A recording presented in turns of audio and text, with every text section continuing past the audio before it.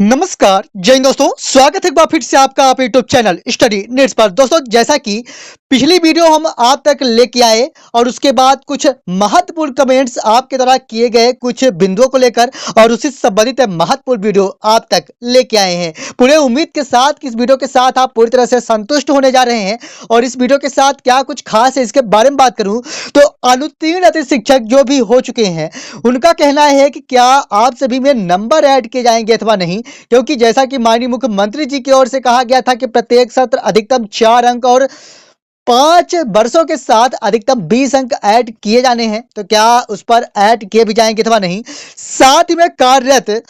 किसी दूसरे वर्ग में है, यानी पास आप वर्ग 2 में है और अध्यापन वर्ग 1 में करा रहे हैं, अथवा अध्यापन कार्य वर्ग 2 में करा रहे हैं और पास वर्ग 3 में है, तो क्या आपको इसका लाभ मिलता हुआ दिखाई दे रहा है अथवा नहीं। इस पूरे स्थिति को इस वीडियो के साथ स्पष्ट करने जा रहे हैं, क्योंकि पूरे समीक्षाओं के साथ ही हम आप तक वीडियो लेके आते हैं, इसलिए लगातार आप बने रहे हमारे साथ। अगर आपने अभी तक चैनल को सब्सक्राइब नहीं किया है तो सब्सक्राइब जरूर कर ले, क्योंकि स्टडी नीड्स यानी प्रामाणिक तथ्य। दोस्तों, सबसे पहले अगर हम बात करें आपके साथ, तो जैसा कि हम आपको यह पुराना स्कोर कार्ड दिखा रहे हैं, इसके बारे में ज्यादा कुछ बात नहीं करेंगे, क्योंकि जो हमने इसके पहले वीडियो दे रखा है आपके लिए पूरी स्थितियों को स्पष्ट किया है, इसलिए ज्यादा कुछ बात नहीं करेंगे। लेकिन अभी तक जो आपका स्कोर कार्ड है कुछ इसी फॉर्मेट पर है, जैसा कि आप लोग अपने स्कोर कार्ड को देख भी सकते हैं। अगर मैं बात करूं आपके नए स्कोर कार्ड के बारे में, तो इससे पूरी स्थितियां स्पष्ट करने जा रहे हैं एक बार फिर। अनुत्तीर्ण हुए अतिथि शिक्षकों को क्या लाभ मिलता हुआ दिखाई दे रहा है अथवा नहीं, क्या आप में या आपके स्कोर कार्ड में या आपके पात्रता परीक्षा स्कोर कार्ड में अंक ऐड भी किए जाएंगे अथवा नहीं, इस स्थिति को स्पष्ट करने के लिए यहां पर हम आपके समक्ष प्रस्तुत हुए हैं। दोस्तों, सबसे पहले अगर हम बात करें आपके साथ, तो अगर मैं बात करूं कि आपके पात्रता परीक्षा स्कोर कार्ड में अंक ऐड किए भी जाएंगे अथवा नहीं, इस स्थिति को पूरे प्रामाणिक तथ्यों के साथ मैं लेके आया हूं और मैं इसके बारे में बात करूंगा। दोस्तों, जैसा कि आप जानते हैं कि ईडब्ल्यूएस क्राइटेरिया के साथ अगर आप 75 प्लस अंक पाए हैं तो आप पास हैं, यानी 75 प्लस अंकों के साथ आपको पास माना जाता है, जैसा कि आप जानते हैं। साथ में अगर आप जनरल कैटेगरी के साथ आ रहे हैं तो 90 के साथ आपको पास माना जाता है, जैसा कि आप भी जानते हैं। अगर आप अन्य कैटेगरी या किसी भी कैटेगरी के साथ आ रहे हैं तो 75 अंकों के साथ आप पास माने जाते हैं, यानी एसटी, एससी, ओबीसी। दोस्तों, यहां पर स्थितियां पूरी तरह से स्पष्ट कर देंगे इस वीडियो के साथ कि अगर आप क्वालिफाई नहीं हैं, उस स्थिति में यहां पर ऐड होने की संभावना या फिर कहें कि नंबर ऐड होने की संभावनाएं काफी कम बनती हुई दिखाई दे रही है। अगर मैं बात करूं कि क्यों, तो जैसा कि अगर ऐड किए जाने की संभावनाएं हैं तो इसके पहले ईडब्ल्यूएस, इसके पहले एससी, एसटी,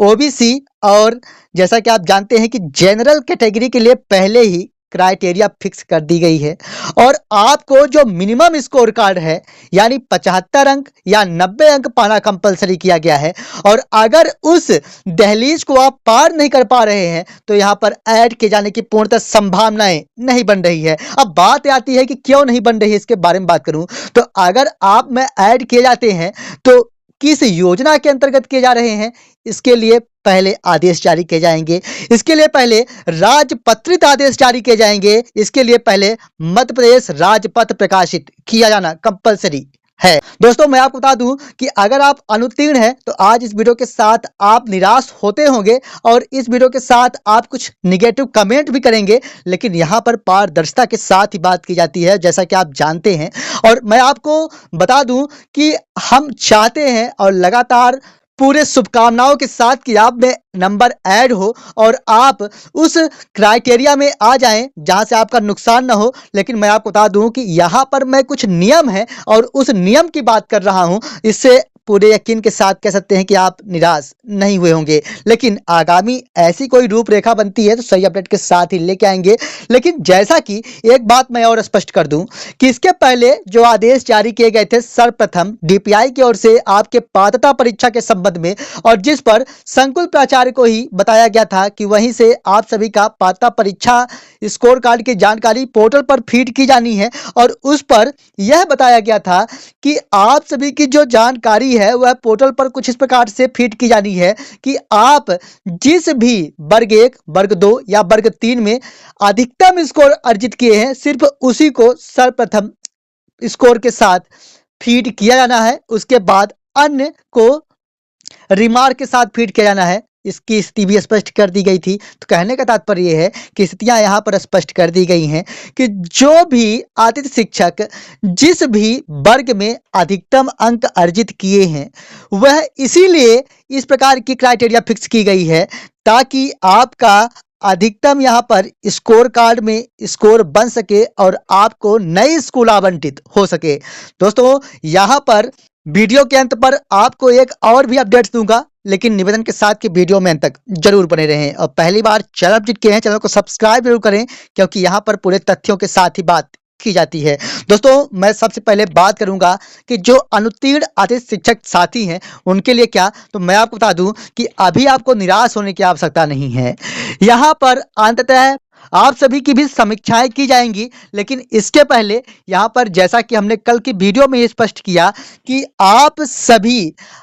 अनुत्तीर्ण आतिथ्य शिक्षकों को अगर यहाँ पर लाभ दिया जाता तो आपकी भी जानकारी पोर्टल पर फीड कराई जाती। आपकी जानकारी पोर्टल पर फीड नहीं कराई गई, इससे साफ जाहिर हो रहा है कि सिर्फ और सिर्फ पात्रता परीक्षा उत्तीर्ण आतिथ्य शिक्षकों में ही यहाँ पर मेरिट अंक बढ़ाए जाने हेतु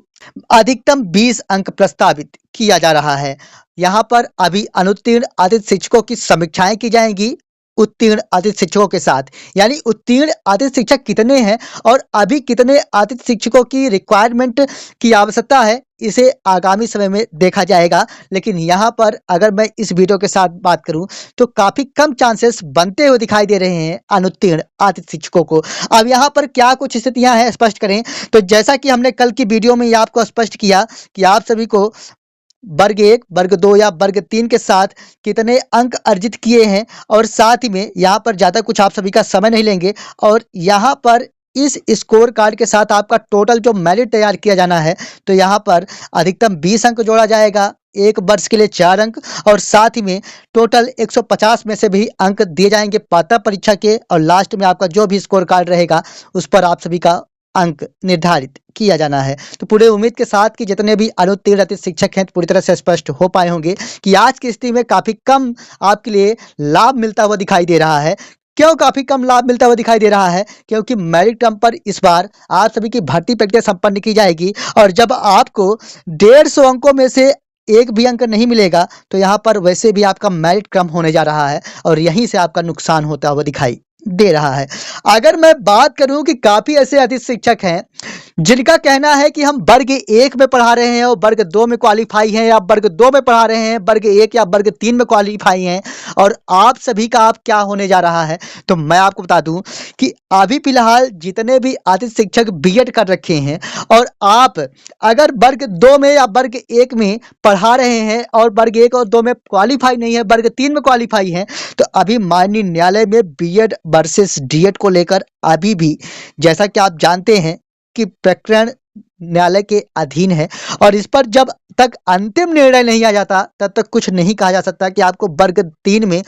नए सत्रों के साथ, क्योंकि नई भर्तियां हैं तो इस पर अपॉइंटमेंट मिलने भी वाला है अथवा नहीं, क्योंकि यहाँ पर स्थितियां स्पष्ट अभी नहीं हो पाएंगी। और जैसा कि आप जानते हैं कि स्टडी नीट सिर्फ और सिर्फ प्रामाणिकता की बात करता है, इसलिए मैं आपको बता दूं कि बीएड अगर आप किए हैं और वर्ग 3 में क्वालिफाई हैं तो अभी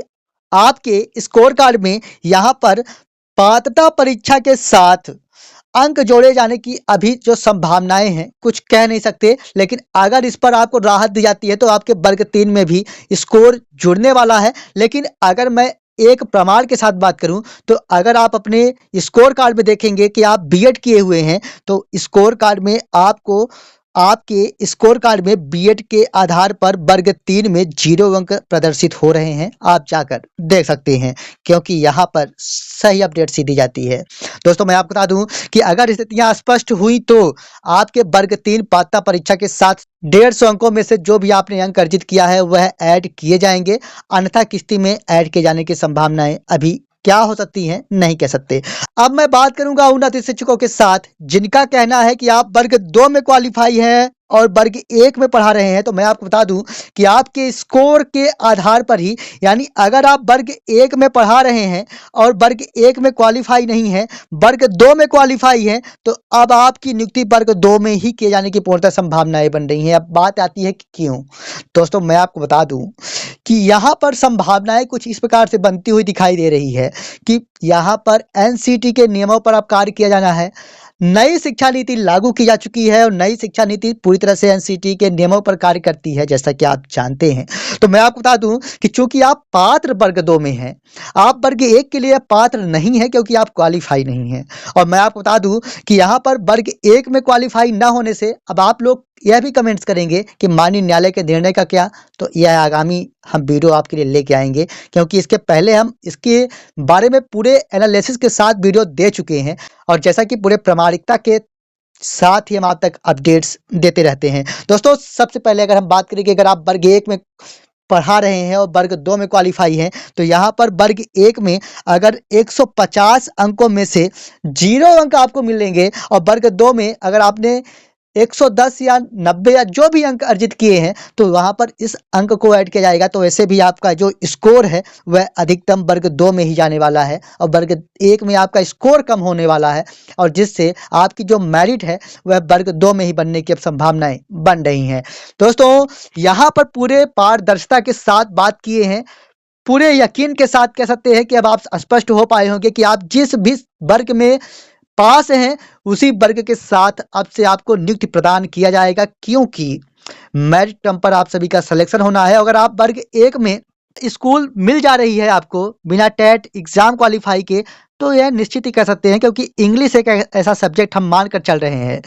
जिस पर काफी कम मेरिट के साथ ही आपको हर जगह स्कूलें अलॉट करा दी जाएंगी। बाकी सब्जेक्ट के साथ काफी मुश्किल का विषय बनता हुआ दिखाई दे रहा है। हालांकि वर्ग 1 में फिजिक्स, केमिस्ट्री और मैथमेटिक्स के अगर आप स्टूडेंट्स हैं, उस स्थिति में भी अगर आप टेट एग्जाम क्वालिफाई नहीं है तो वहां पर भी संभावनाएं ज्यादा बन रही हैं कि आपको स्कूल अलॉट करा दी जाएंगी। अब पूरी तरह से आप स्पष्ट हो पाए होंगे कि क्या है इस वीडियो का मकसद। इस वीडियो का उद्देश्य सिर्फ इतना है कि आपके मेरिट क्रम पर आपका सिलेक्शन किया जाना है और जिस भी मेरिट क्रम पर आपको स्कूल आवंटित की जाएगी आपके मेरिट के आधार पर, वहीं पर आपको पदस्थ किया जाएगा और पूरी तरह से मेरिट बेस पर ही, चाहे वर्ग 1 में हो वर्ग 2 में हो, जिस भी सब्जेक्ट में या जिस भी वर्ग में आपने स्कूल चॉइस का कार्य किया है और अधिकतम अंक प्राप्त किया है जिस भी वर्ग में, उसी पर आपका सिलेक्शन फाइनली कराया जाना है। यहाँ पर आपको स्कूलें चूज करने का ऑप्शन दिया जाएगा, आपको यहाँ पर सब्जेक्ट चूज करने का ऑप्शन दिया जाएगा, यहाँ पर आपको वर्ग चूज करने का ऑप्शन दिया जाएगा और इसमें से जितने में ज़्यादा मेरिट रहेगा उसी के आधार पर आपका सिलेक्शन कराया जाना है और प्राथमिकता सिर्फ टेट एग्जाम क्वालिफाइड को ही दिया जाना है।